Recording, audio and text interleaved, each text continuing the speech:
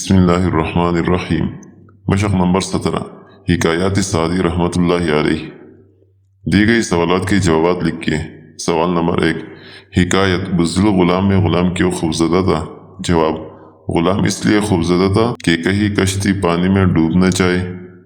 سوال نمبر 2، غلام کے ساتھ کیسا سلوک کیا گیا؟ جواب، غلام کو کشتی سے اٹھا کر دریا میں پھینکا گیا۔ جب وہ 2-4 غوطے کر چکا تو اسے دریا سے نکال کر کشتی میں بٹھا دیا گیا۔ سوال نمبر 3، حاتم کس وجہ سے مشہور تھا؟ جواب، حاتم اپنی سخاوت کی وجہ سے مشہور تھا۔ سوال نمبر 4، حکایت شہد فروش میں دکاندار کا کاروبار کیوں بند ہو گیا؟ جواب، کسی نے ایسی سازش کی کہ شہد فروش کی خوش کلامی اور خوش اخلاقی سخت غصے اور بد کلامی میں بدل گئی۔ اس نے ہر ایک سے لڑنا جھگڑنا شروع کر دیا۔ اس کے گاہک اس سے دور ہوتے چلے گئے اور اس طرح اس کا کاروبار بند ہو گیا۔ سوال نمبر 5، شیخ سعدی رحمۃ اللہ علیہ کی حکایات سے آپ نے کیا سبق حاصل کیا؟ اپنے الفاظ میں لکھیے۔ جواب، شیخ سعدی رحمۃ اللہ علیہ کی حکایات سے ہم نے یہ سبق حاصل کیا کہ ہمیں جو نعمت میسر ہو اس کی قدر کرنی چاہیے، ہمیں خوش اخلاق ہونا چاہیے، بد اخلاقی اور بد کلامی سے اجتناب کرنا چاہیے، ہمیں اپنے اندر سخاوت، ایثار اور دوسروں کے ساتھ مدد کرنے کا جذبہ پیدا کرنا چاہیے۔ سوال نمبر 6، دی ہوئی کہانی غور سے سنیے، درست تلفظ سے بیان کرے اور سوالوں کی زبانی جواب دیں۔ کہانی: ایک کسان کے پاس ایک گھوڑا اور ایک بیل تھا۔ وہ گھوڑے پر صرف سواری کرتا اور اس کی خوب دیکھ بھال کرتا تھا۔ بیل کو وہ ہل چلانے، کھیتوں سے چارہ اور منڈی میں سبزیاں اور اناج لے جانے کے لیے استعمال کرتا تھا۔ دن بھر کی مشقت سے بیچارہ بیل تک جاتا تھا۔ ایک دن وہ گھوڑے کے پاس گیا اور بولا، واہ رے بھائی، آپ کی تو ٹاٹ ہی نرالے ہے، سارا دن خوب کھاتے پیتے ہو اور مالک کے ساتھ ادھر ادھر گھومنے پھرنے کے لیے بھی جاتے ہو۔ ایک میں ہوں، سارا دن کام کر کے شام کو روکھا سوکھا چارہ کھانے کو ملتا ہے۔ گھوڑا کہنے لگا، تم اداس مت ہو، آج سے تم ویسا ہی کرو جیسا میں کہتا ہوں، دیکھنا تم شان و شوکت سے رہو گے۔ بیل بےتابی سے بولا، جلدی سے بتاؤ نا۔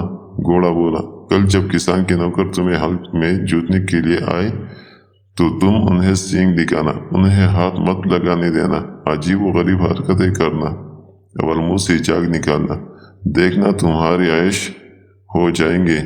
اگلے دن صبح جب کسان کے نوکر بیل کو ہل میں جوتنے کے لیے لینے آئے تو اس نے گھوڑے کے مشورے پر عمل کرتے ہوئے ایسا ادھم مچایا کہ وہ ڈر کر بھاگ گئے اور جا کر کسان کو ساری بات بتائی۔ کسان نے بیل کی حالت دیکھ کر کہا، شاید بیل بیمار ہو گیا ہے، جب تک بیل ٹھیک نہیں ہوتا گھوڑے سے کھیت میں کام لو۔ اب دن بھر کھیت میں جتا رہنے اور گھوڑے کا کر گھوڑے کی ساری شان و شوکت ہوا ہو گئی۔ ایک دن وہ بیل کے پاس گیا تو بیل بولا، واہ دوست، کیا مشورہ دیا تھا، اب تو کچھ کام نہیں کرنا پڑتا اور تازہ چارہ کھانے کو ملتا ہے۔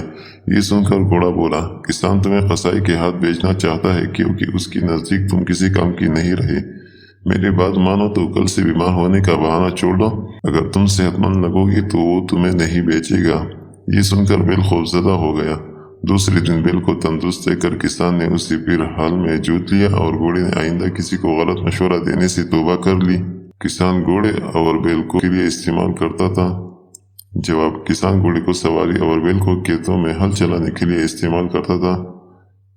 سوال نمبر 2، گھوڑے نے بیل کو کیا مشورہ دیا؟ جواب، گھوڑے نے بیل کو مشورہ دیا کہ کل جب کسان کا نوکر تمہیں ہل میں جوتنے کے لیے آئے تو تم انہیں سینگ دکھانا، انہیں ہاتھ مت لگانے دینا، عجیب و غریب حرکتیں کرنا اور منہ سے جاگ نکلنا، پھر دیکھنا تمہارے عیش ہو جائیں گے۔ سوال نمبر 3، بیل کس بات سے خوفزدہ تھا؟ جواب، بیل اس بات سے خوفزدہ تھا کہ گھوڑے نے اسے کہا تھا کہ کسان تمہیں قصائی کے ہاتھ بیچنا چاہتا ہے۔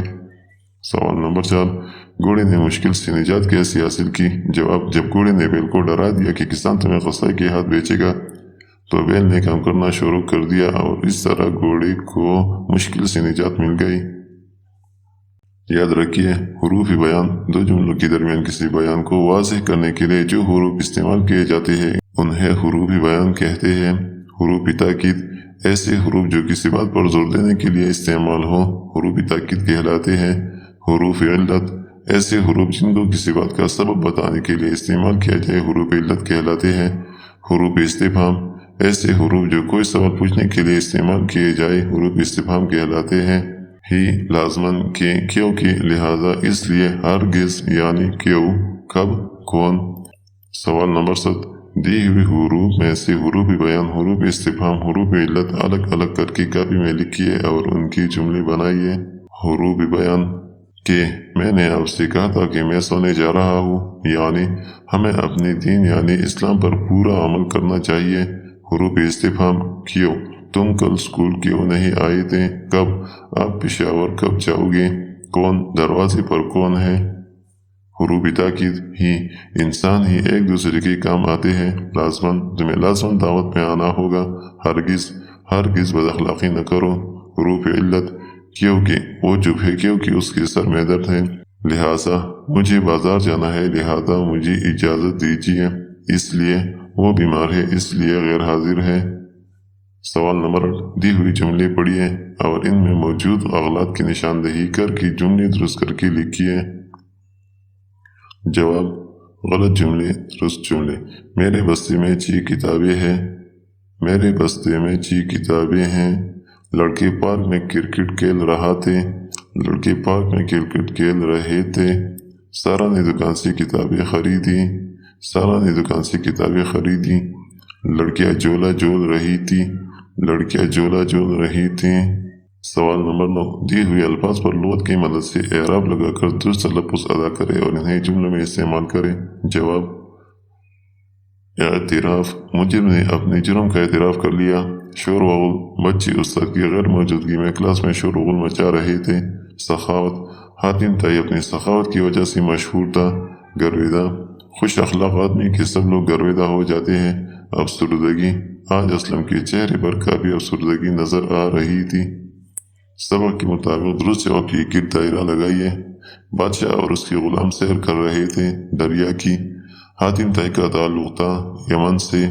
شیخ سعدی رحمۃ اللہ علیہ کا مزار واقع ہے شیراز میں۔ اپنے پرائے کنارہ کر لیتے ہیں بد اخلاق سے۔ حاتم نے مہمانوں کے تواضع کی بنے ہوئے گوشت سے۔ قوسین میں دی ہوئے الفاظ کی متضاد لکھ کر عبارت مکمل کرے اور درست تلفظ سے پڑھیے۔ عالمگیری دروازے کے نام سے مشہور یہ دروازہ بہت بدصورت خوبصورت ہے۔